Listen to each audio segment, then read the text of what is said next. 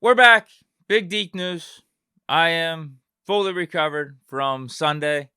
I think might be only at like 95%, but we're good enough to be back doing Big Deke news. It might take me till Wednesday to be back to 100%, but we have some interesting and breaking news that we have to cover. Because coming out of the Ravens game, a lot of people were wondering if Kenny can't go because he's still in concussion protocol for this one against the Panthers.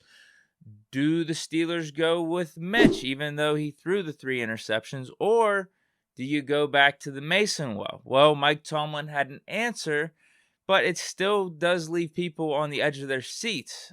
This was him today earlier in the press conference. To clarify, if Kenny can't start on Sunday, would you go with Mason or Mitch? I'm going to work both guys this week if given an opportunity, if he's not able to participate. So this is intriguing. I was expecting Tomlin to say Mitch is our backup. We're sticking with him. Like, what do you mean? Well, these are stupid questions. But he didn't do that. He left the door open for a Mitch Mason competition in the middle of the week for the starting spot on Sunday if Kenny can't go, because he then further elaborates that Kenny's participation is going to be a big part of this. His availability day to day is such a key component of it. And so I'm not even looking toward the end of the week. I'm really kind of just looking at what tomorrow looks like and playing it by ear from that perspective. My answer to this one is simple. If Kenny can go, he goes. I'm not going to be questioning the medical experts. If they think Kenny should be cleared, I think he should play. He's the Steelers quarterback for now and also for the future. And even though the Steelers have a bleak chance at the playoffs, you still try for that. But also, these last 4 games could be used as development. So Kenny's QB1 if he's good to go. QB2, I'm sticking with Mitch. He's been QB2 ever since you put Kenny in for that Jets game.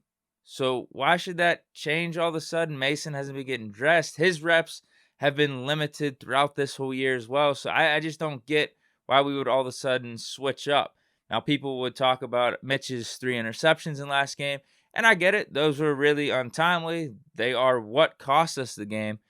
But now there are some reports coming out about the first interception that it wasn't on Mitch. Steven Sims kind of ran the wrong route. He ran it too deep, which led Roquan Smith more into Pat Freiermuth's direction. He should have ran it underneath Roquan Smith, so that would have had better spacing. Like Big Ben talked about it. Steven Sims even said that it was his fault. Mitch says it was Mitch's fault. So I don't know what to believe. Obviously, Mitch is going to take the blame for it. But yeah, maybe that one wasn't as bad as what we thought initially. No matter what, you can't be throwing interceptions at that point. Maybe Mitch needed to pull out his best Ben impersonation and pull the little pump fake and then dump it off to whoever he needed to dump it off to. But that didn't happen.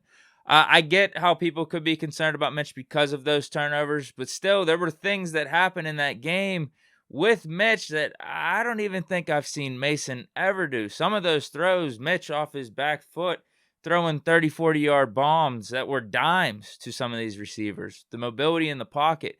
I just think you stick with Mitch, not only because of that, but also for the future. Mason has no obligations or no ties to the Steelers past this year. He's an unrestricted free agent. So no matter what happens, he's probably gone in these last 4 games. But with Mitch, he's still under contract for 1 more year. Now, I assume he's going to want out as well and try to get an opportunity somewhere else to maybe be in a competition for a starting spot. But since he's still under contract, maybe if he plays good in this game, if Kenny's out, or maybe even the next game, whatever it is, he can boost up his trade value. Because I don't know what it is right now. I'm just going to go off the top of my head. The Steelers will probably cut him because his dead cap hit is really not that bad.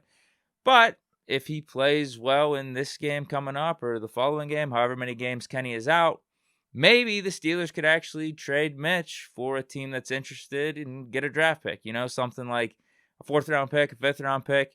So I just feel like in both those aspects, from a business standpoint, and also I just feel like this stage of the game, Mitch is the better quarterback for us to actually try to win. You roll with Mitch. You roll with 10. And then lastly, in relation to some of this quarterback talk, people are wondering, should the Steelers just rest certain players throughout the rest of the season? With only 4 games left, 1% chance to make the playoffs. If they do win out, that 1% bumps up to a 5%. So, like, why don't we have dudes like a TJ Watt or even like a Kenny Pickett or certain players that are banged up a little bit? Why don't we have them just sit out and start getting healthy and getting ready for next season? Well, my thing is there's an off season for that. And also, it's just the whole Jim Carrey meme. So you're saying there's a chance. And that's sometimes all you need because crazy shit can happen. If the Steelers do have a 1% chance, 5% chance, it doesn't matter because there is a path to where the Steelers went out and other shit happens around the league and we're in the playoffs. How sick would you be is if we rest the players and all the shit that needed to happen actually happened. So, like, you just got to play to win. That's ultimately what you're doing. Because even if you don't make the playoffs, there is the other side of it where you're trying to see who the dogs are on the team, who has the character, who has the integrity, like Alex Highsmith said yesterday. So, no, I think if you're good to play, like, obviously, if you can't play, you know what I mean? Like, TJ tore his pec in week 1 and, like, physically couldn't play. If you can play, I think you're still out there playing to win. So that's my take on it. Let me know what you guys think on the Mitch and Mason stuff or also even resting your players.